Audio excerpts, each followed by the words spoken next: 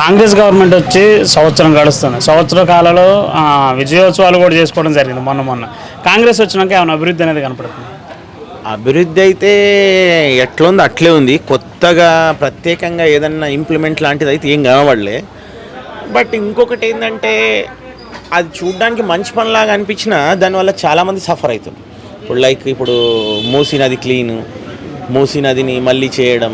ఇప్పుడు ఈవెన్ మూసీ నది మనకు ఎన్ని రోజుల నుంచి అట్లా ఉన్నా ఎవరికి ఏం నష్టాలు రాల. పోనీ అది కలుషితమైందని దానివల్ల చనిపోయిన వాళ్ళు లేరు, ఆరోగ్యం పాడైపోయిన వాళ్ళు లేరు. అంటే హైదరాబాద్ మట్టుకు చెప్తున్నాం, ఇష్యూ హైదరాబాదే కదా ఇప్పుడు మూసీ నది. సో దాన్ని ఇప్పుడు అంత అర్జెంటుగా ఎంతోమంది మధ్యతరగతి కుటుంబాలు వాళ్ళందరినీ రోడ్డు మీద పడేసి ఇప్పుడు దాన్ని ఉద్ధరించాల్సిన అవసరం లేదు. ఎందుకంటే ఉద్ధరించు, ఫస్ట్ హైదరాబాద్ని డెవలప్ చేసి అందరిది ఎకానమీ జీడిపి పెరిగిన తర్వాత అన్నీ పెరిగిన తర్వాత అప్పుడు దాన్ని నువ్వు చేసేటప్పుడు ఒక్క మనిషికి కూడా ఇబ్బంది కాదన్నప్పుడు నువ్వు చెయ్యి. ఎందుకంటే ఇప్పుడు మూసి ఒకటే కాదు, ఈవెన్ ఒక ఊరు నుంచి స్టార్ట్ చేస్తే ఇండియా వరకు మనకు చాలా పెండింగ్ సమస్యలున్నాయి. స్వతంత్రం వచ్చిన కాడ నుంచి ఉన్న సమస్యలు చాలా ఉన్నాయి, ఒక మూసే కాదు. అట్లాంటప్పుడు మనము దానికి ఇప్పుడు ఒకటి పని చేస్తున్నామంటే దానివల్ల ఎవరికి ఇబ్బంది కాకుండా, ఎస్ దీనివల్ల ఇప్పుడు మనం కరెక్ట్ చేస్తున్నాం, ఎవరికి ఏమి ఇబ్బంది కాదు, అందరు మంచి వెల్ సెటిల్డ్ ఉన్నారు, ఇప్పుడు దీనివల్ల ఒక్క మనిషి కూడా నష్టపోడు అన్నప్పుడు చేయండి. ఇప్పుడు ఫ్రాడ్ చేయనోడు ఎవడు, ఎంతో కొంత ఎవరో ఒక్కోలో ఒక 2 గజాలో 3 గజాలో, ఇప్పుడు ఎవడి ఇల్లు చూసినా ఆల్మోస్ట్ 100-90 ఇళ్లలో ఎంతో కొంత గవర్నమెంట్ది 1-2 గజాలో ఏదో అటు ఇటు జరిగి ఉంటాయి. అట్లాంటప్పుడు మధ్యతరగతి వాళ్ళు ఒక కళ ఇల్లు, వాడు ఎన్నో సంపాదించి ఎన్నో కష్టాలు పడి వాడి జీవితాంతం పనిచేసి రిటైర్మెంట్ అయ్యే టైంలో వాడు ఇల్లు కట్టుకుంటాడు. ఈవెన్ ఒక బిజినెస్ వాడైనా, ఒక ప్రైవేట్ ఎంప్లాయ్ అయినా, గవర్నమెంట్ ఎంప్లాయ్ అయినా, వాడు ఆల్మోస్ట్ వాడి ఎండ్ అయ్యే టైంలోనే ఇల్లు కడతాడు ఈ బాధ్యతలన్నీ నెరవేర్చి. పాపం ఇప్పుడు అట్లాంటి వాళ్ళ ఇండ్లని గూలగొడుతుంటే చెడగొడుతుంటే ఇప్పుడు వాళ్ళకు ఎంత బాధ. ఇప్పుడు నీకు నిజంగా అట్లుంటే ఫస్ట్ ఆఫ్ ఆల్ నువ్వు ఫస్ట్ ఒకసారి పెద్దోళ్ళ పేరు చూపించి చేసిందంతా చిన్నోళ్ళది లాస్. ఒక పేరుకే ఇన్కన్వెన్షన్ స్టార్ట్ అని చెప్పి ఆఫ్టర్ దట్ మొత్తం మధ్యతరగతి మిడిల్ క్లాస్ వాళ్ళకే చేసింది. సో ఇది చాలా తప్పు, ఇది చేయొద్దు అట్లా. మరి ఎలక్షన్స్ ముందు 6 గ్యారెంటీలు ఉచిత పథకాలు అని చెప్పేసి అవి పూర్తి స్థాయిలో అమలయ్యే పరిస్థితి కనపడుతుంది లేదు. ఇంకోటి ఏంటంటే ప్రజల్ని మోసం చేశారు. ఎట్లా అంటే నేను ఏ పార్టీ ఫేవర్ కాదు. ఫస్ట్ ఆఫ్ ఆల్ నేను యాజ్ ఏ కామన్ మ్యాన్ అందరికీ ఒక తప్పుడు ప్రచారం పోయింది. ఏమనుకున్నారంటే అందరూ 500కే సిలిండర్ అంటే లైక్ ఇప్పుడు మనకు అర్ధరాత్రి నుంచి పెట్రోల్ 2 రూపాయలు దించిరంటే రేపు నీ బైకు నా బైకు ఎవడి కారు అయినా 107 ఉన్న పెట్రోల్ 105కి పోస్తారు. లైక్ అందరు ఏమనుకున్నారు, రేపు గవర్నమెంట్ రాగానే ఫ్రమ్ నవ్ ఆన్వర్డ్స్ అని చెప్పగానే ఆ రోజు నుంచి మనం బుక్ చేసుకోగానే 500కే సిలిండర్ అనుకున్నారు. ఎవడు ఇట్లా అనుకోలేదు ఇన్ని ఫిట్టింగ్లు పెడతారని. లైక్ మీరు మధ్యతరగతి, మీకు రేషన్ కార్డు ఉందా, మీరు ఇది ఉందా అది ఉందా, ఇట్లాంటి ఎవరైనా ఏమనుకున్నారు, లైక్ ఎలక్షన్ అప్పుడు హామీలల్లా గవర్నమెంట్ వస్తే 500లకు సిలిండర్ అంటే అంతే చెప్పిండు. బట్ ఆ రోజు వివరంగా చెప్పలే ఏమని, 500 సిలిండరు మేము రేషన్ కార్డు ఉన్న వాళ్ళకే ఇస్తాము, ఎవరైతే అర్హులో వాళ్ళకే ఇస్తాము, బాగా పేదోళ్ళకే ఇస్తామని ఆ రోజు చెప్తుంటే లైక్ చాలామంది, ఇప్పుడు నేను కూడా అందులో నేను కూడా ఏం ఆశపడ్డా, ఇప్పుడున్న ఖర్చులకి ఇవన్నిటికీ ఒక ఆసరా మనకు కూడా ఒక సిలిండర్ ఖర్చు ఒక భారం 500 తగ్గుతుందని మనం ఫీల్ అవుతాం. లైక్ నేను అట్లా ఫీల్ అయినా. బట్ ఆఫ్టర్ దట్ ఎలక్షన్ అయిపోయాక దీనికి ఎలిజిబిలిటీకి ఇవన్నీ అని చెప్పేసరికి చాలామంది disappoint. Like current, free current అన్నారు, లైక్ సిలిండర్ అన్నారు, ఇంకా చాలా చెప్పారు. ఇవన్నిటినీ ఇప్పుడు మోసం చేసినట్టే కదా. ఆ రోజు మీరు క్లియర్ కట్గా చెప్పాలి. మీరు 3 గంటలు మాట్లాడతారు స్పీచ్లు, ఇంకొక 15 నిమిషాలు ఎక్కువైతే టైం, బట్ క్లారిటీ చెప్పాలి. ఏమని, మీరు సిలిండర్ మేము అందరికీ కాదు, 500 ఏదైతే సిలిండర్ ఉందో కేవలం తెల్ల రేషన్ కార్డు వాళ్ళకే చెప్పిండా ఏదన్నా స్పీచ్లల్లో? ఎక్కడని చెప్పిండా? ఏమన్నారు, 6 గ్యారెంటీల్లో 500 సిలిండర్ అన్నాడు. బట్ 500 సిలిండరు కేవలము మేము తెల్ల రేషన్ కార్డు వాళ్ళకి, అందులో కూడా వెరిఫికేషన్ చేసి తెల్ల రేషన్ కార్డులో కూడా వాళ్ళ ఇన్కమ్ ఆధారంగా, ఇప్పుడు చాలామందికి ఇన్కమ్ 2 lakhs అని తెల్ల రేషన్ కార్డు ఉంది, బట్ వానికి నువ్వు 2 lakhs ఉన్నావు, మినిమం 2 lakhs పెట్టిన రేషన్ కార్డు కాబట్టి నువ్వు ఆల్మోస్ట్ 2 lakhs దగ్గర ఉన్నావు కాబట్టి నీకు లేదని చెప్పి చాలామందికి మా ఏరియాలో 2 lakhs ఇన్కమ్తో వైట్ రేషన్ నుండి కూడా రాలే. సో ఇవి ఆ రోజు వీరు వాగ్దానాలు చేసేటప్పుడు స్పీచ్లలో ఈ మాట చెప్పరు. తెల్ల రేషన్ కార్డు ఉన్న వాళ్ళకే సిలిండరు 500కి, మేము అర్హులకే అని చెప్పలే. ఏమన్నాడు, మేము గవర్నమెంట్ వస్తే 500కే సిలిండర్. అవునా కాదా? మీరు చెప్పండి, అవునా కాదా?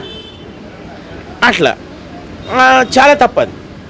రెండోది ఏంది, వాడు కరెక్ట్గా చేసింది ఏదైనా ఉంది అంటే అది కూడా పనికిమాలిన పథకమే. నిజంగా చెప్పాలంటే ఫ్రీ బస్ లేడీస్కి ఒక్కటే జెన్యూన్గా, అంటే ఆ పథకము దాని పరిణామాలు, ఆ పథకం మంచిదా చెడ్డదా పక్కన ఉంచితే అమలు చేసిన దాంట్లో ఒక జెన్యూన్గా వాడు ఒక మాట ఇచ్చి దాన్ని నిలబెట్టింది ఒకటే ఏంటంటే ఉచిత బస్. బట్ అది కూడా వరెస్ట్. ఎందుకంటే ఫస్ట్ ఆఫ్ ఆల్ మనము ఎదుగుతున్న దేశాలల్లో ఫ్రీ పథకాలు పెట్టి లాస్ చేయొద్దు. ఎందుకంటే మళ్ళీ అది తిప్పి రిటర్న్ మళ్ళీ ట్యాక్స్ల రూపంలో మనకే కదా పడేది. ఇప్పుడు ఆర్టీసీకి పర్ డే లేడీస్కు తిప్పుతుంటే ఎన్నో కోట్లు వీళ్ళు ఇస్తున్నారు. ఎవడు ఇస్తున్నాడు అది? మళ్ళీ మనకే ఇప్పుడు 5 రూపాయల ట్యాక్స్ దగ్గర 10 రూపాయలు చేసి దాన్ని భర్తీ చేస్తున్నాడు. అంటే ఇప్పుడు సపోజ్గా ఒక 100 కుటుంబాల్లో ఒక 60 కుటుంబాలే వాడుకుంటున్నాయి. బట్ ఇండైరెక్ట్గా 40 కుటుంబాలు కూడా ట్యాక్స్ కడుతున్నారు. అవునా కదా? ఇప్పుడు సపోజ్ నా వైఫ్ హౌస్ వైఫ్, ఆమెకేం పనిలే, ఇంట్లోనే ఉంటుంది. ఎప్పుడో 6 నెలలకు వాళ్ళ ఇంటికి వెళ్తుంది ఏదో పండగ పబ్బానికి. ఆ రోజు పెట్టే 200 కోసం ఇప్పుడు నా వైఫ్ వల్ల నేను ప్రతిరోజు ఎవరైతే లేడీస్ ఫ్రీగా తిరుగుతారో వాళ్ళ ట్యాక్స్ నా వల్ల పోతుందిగా ఎక్కువ. అది పనికి మాలిన పథకమే. ఎందుకంటే ఒక పథకం వల్ల నిజంగా ఆనందపడ్డది కాదది. ప్రజల్ని ఏదో బురిడి కొట్టడానికి మభ్యపెట్టడానికి చేసిన పథకం తప్ప నిజంగా దానివల్ల యూటిలైజ్ అయ్యి ఒకడు బాగుపడి ఈరోజు ఈ పథకం వల్ల నేను ఈ స్థాయిలో ఉన్నా అని చెప్తారు. కొన్ని ఉంటాయి. ఇప్పుడు లైక్ రాజశేఖర్ రెడ్డి రియంబర్స్మెంట్ పెట్టిండు, దానివల్ల చాలామంది పేదోళ్ళు చదువుకున్నారు. అవునా కదా? అట్లా ఈ బస్ పథకం అనే వల్ల దానివల్ల ఎవడు బాగుపడో ఈరోజు నేను ఈ స్థాయిలోకి వచ్చినా అని చెప్పుకునే పథకం అది. మీరు చెప్పండి. ఇప్పుడు బస్ పథకం అనేది దానివల్ల నేను ఈరోజు ఈ స్థాయిలో ఎదిగినా అని చెప్పుకోవడానికి ఉందా? ఆ బస్ పథకాన్ని కూడా ఏం చేస్తున్నారు, పనికి మాలని. ఇప్పుడు ఎట్లా అంటే అవసరం లేదు. సపోజ్ ఇప్పుడు మన ఇంట్లోనే కామన్గా జరిగేది చిన్న ఏదో పూజ వ్రతాలు లేడీస్ నోములో ఉంటాయి. ఇది వరకు అంత దూరము డబ్బులు దండగా బస్ కిరాయి పెట్టి ఏం వెళ్దాం అనుకుంటుండే. ఇప్పుడు ఆ నోములకు పోదానికి ఇప్పుడు పోతున్నారు. ఎందుకు? ఇటు పెట్టిన పనికి మాలిన పథకానికి. చిన్న చిన్న ఫంక్షన్స్ ఉంటాయి, ఒకప్పుడు ఎవరో ఒకళ్ళు అటెండ్ చేసి వస్తున్నారు. ఇప్పుడు ఇళ్ళల్లో గొడవలు అవుతున్నాయి. ఇటు వల్ల ఏమవుతుంది? బస్ ఫ్రీయే కదా, నువ్వు ఒక్కడు ఎందుకు వెళ్తావు, మేము కూడా వస్తాంపా అందరం. పనికి మాలనే. ఇప్పుడు లైక్ జెన్యూన్గా ఇప్పుడు మన ఇంట్లో ఒక పెద్ద ఫంక్షన్ అయితేనే అందరు వస్తారు. చిన్న చిన్న ఫంక్షన్స్ కూడా వెళ్ళిపోతున్నారు. Time waste. మీరు ఒకటే చూస్తున్నారు అక్కడ ఏది బస్సు మనకు ఫ్రీ అని. బట్ దాని తర్వాత అన్ని ఖర్చులన్నీ మనం పెట్టుకోవాల్సిందే కదా. అది వరస్ట్ పథకం నిజం చెప్పాలంటే. గవర్నమెంట్కి రోజు రోజుకు భారము, దానివల్ల అన్ని నష్టాలు తప్ప లాభాలు ఏం లేవు. ఎందుకంటే మీరు పెట్టకముందు ఎవరన్నా సపోజ్గా ఆడవాళ్ళు ఒక 10% తిరిగే వాళ్ళు, 10% జాబ్ చేసేవాళ్ళు, 10%ఏ అయ్యేది. ఇప్పుడు మేము ఈ పథకం పెట్టడం వల్ల 100% రీచ్ అయ్యి 100% జాబులు చేసి 100% ధైర్యంగా తిరుగుతున్నారో, ధైర్యంగా పనులు చేసుకుంటారో అనడానికి ఏమైనా ఉందా? ఇప్పుడు మీరు ఒక మాట చూడండి, బిఫోర్ పథకం ఆఫ్టర్ పథకం తేడా ఏం లేదు. బిఫోర్ పథకము హౌస్ వైఫ్లే, ఎంప్లాయీసే, గవర్నమెంట్ ఎంప్లాయీ, ప్రైవేట్ ఎంప్లాయీ. నువ్వు ఇచ్చినావు, తీసుకునేటోడు తీసుకుంటుండు. బట్ నువ్వు ఇవ్వకుండా అట్లే ఉంటుంది. ఓవరాల్గా చెప్పాలంటే కేసీఆర్ కొన్ని మంచి చేసిండు, తప్పు చేసిండు. బట్ ఇటు చేసేవన్నీ మరి వరుస అరెస్టులు జరుగుతున్నాయి కదా. ఇప్పుడు అరెస్ట్ జరుగుతున్నాయంటే ఒకటి చెప్తానేనండి, ప్రతి ఒక్కడు ఎంతో కొంత కరప్షన్ చేస్తాడు. కరప్షన్ లేని ఇండియన్ మనం ఏ రోజు కూడా చూడలేం. మనం అప్పుడెప్పుడో 1947లో ఉండే మహానుభావులు ఆ శకం ముగిసిన తర్వాత కొత్తగా మనం ఎప్పుడు చూడలేం, కూడా చూస్తామని ఆశించడం కూడా లేం. ఇప్పుడు రేపు వీళ్ళు పెద్దగా అయిన తర్వాత కూడా గ్యారెంటీ లేదు. కరప్షన్ అనేది ఎంతో కొంత ఉంది, ప్రతి ఒక్కరు చేస్తున్నాడు. ఎవ్రీ స్టేట్ నుంచి, ఎవ్రీ విలేజ్ నుంచి ఇండియా వరకు ఉంది. ఇది కామన్. ఇప్పుడు రేవంత్ రెడ్డిని జైలు వేసారు, దానికి వీడైంది. ఇప్పుడు వీడికి పవర్ వచ్చు, వీడేస్తాడు. ఇప్పుడు లాస్ట్ టైం చంద్రబాబుకి జైలు వేసారు. ఇప్పుడు జగన్ని కూడా ఇప్పుడు లేకున్నా ఇప్పుడు వాళ్ళ గవర్నమెంట్ రాగానే వేసిరని ఒక మాట రావద్దని చెప్పి ఏం చేస్తారు, వాళ్ళు కూడా ఒక 1.5 year తర్వాత జగన్ కూడా వేస్తారు ఏదో ఒక విషయంలో. లూప్స్ లెంకడానికి చాలా ఉంటాయి. ఇప్పుడు లూప్స్ లెంకాలడానికి చాలా ఉంటాయి. నువ్వు ఇప్పుడు గవర్నమెంట్ నీది వచ్చినప్పుడు నువ్వు సృష్టించి కూడా కేసు పెట్టచ్చు. ఇప్పుడు లైక్ అపోజిట్ వాడు ఏదో ఒక విషయాన్ని రైజ్ చేస్తాడు, ఏడో ఒక ధర్నా చేస్తాడు, ఏడో ఒకటి ఏదో చేస్తాడు. ఓ ధర్నా చేసిన దగ్గర ఒక గవర్నమెంట్ ప్రాపర్టీని డ్యామేజ్ చేసిన కూడా కేసు పెట్టచ్చు.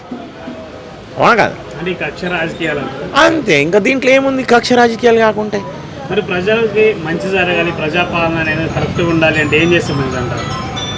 ఫస్ట్ ఆఫ్ ఆల్ కక్ష రాజకీయాలు వదిలేసి రెండోది ఏం చేయాలంటే ప్రజలకు ఏదైతే మంచి జరుగుతుందో అది. ఇంకొకటి ప్రతి ఒక్కడికి అంటే మన దేశంలో మనమే లేజీ చేస్తున్నాం. ఉచిత పథకాలు అనేటివి బంద్ చేయాలి.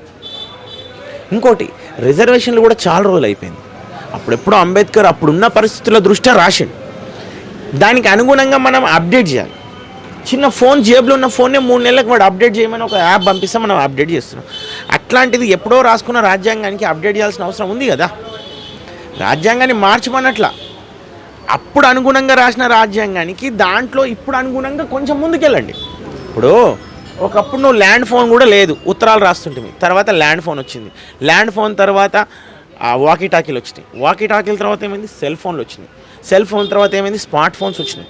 అట్లా రాజ్యాంగంలో కొన్ని మార్చాల్సినవి ఉంటాయి, దాన్ని మార్చండి, ముందుకెళ్ళండి.